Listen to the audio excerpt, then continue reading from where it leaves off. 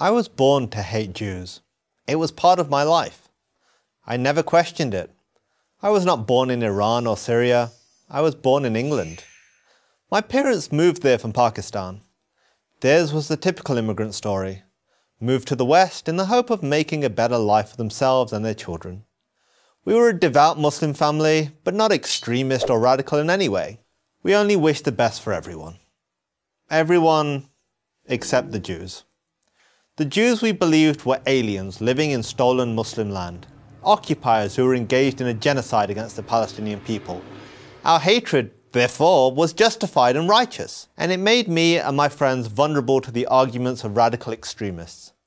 If the Jews were as evil as we had always believed, mustn't those who support them, Christians, Americans, and others in the West, be just as evil?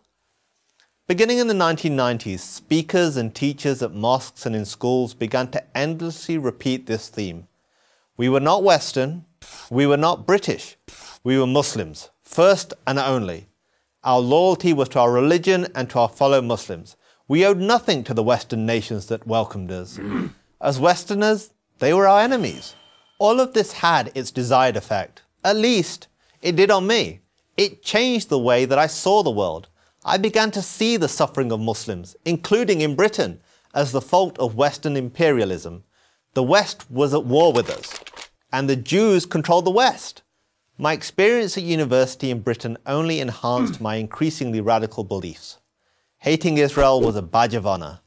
Stage an anti-Israel, pro-Palestinian rally, and you were sure to draw a large, approving crowd.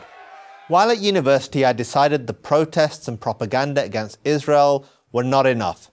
True jihad demanded violence. So I made plans to join the real fight. I would leave college and join a terrorist training camp in Pakistan. But fortunately for me, fate intervened. In a bookstore. I came across a book called The Case for Israel by Harvard law professor Alan Dershowitz. The Case for Israel?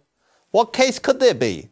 The title itself made me furious, and I began to read the pages almost as an act of defiance. How ill-informed, how stupid could this guy be to defend the indefensible?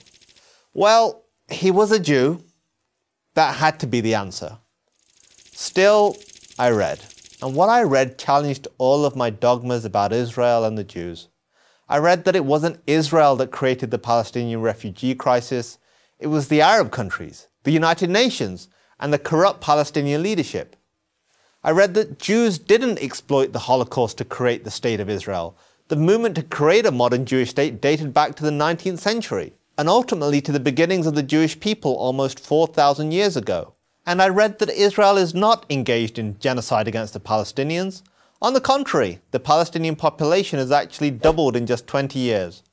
All this did was make me angrier. I needed to prove Dershowitz wrong, to see with my own eyes how racist and oppressive Israel really was. So I bought a plane ticket. I would travel to Israel, the home of my enemy. And that's when everything changed. Everything. What I saw with my own eyes was even more challenging than what Dershowitz had written. Instead of apartheid, I saw Muslims, Christians, and Jews coexisting. Instead of hate, I saw acceptance and even compassion. I saw a raucous, modern, liberal democracy, full of flaws, certainly, but fundamentally decent. I saw a country that wanted nothing more than to live in peace with its neighbors. I saw my hatred melting before my eyes. I knew right then what I had to do. Too many people on this planet are consumed with the same hatred that consumed me. They have been taught to despise the Jewish state.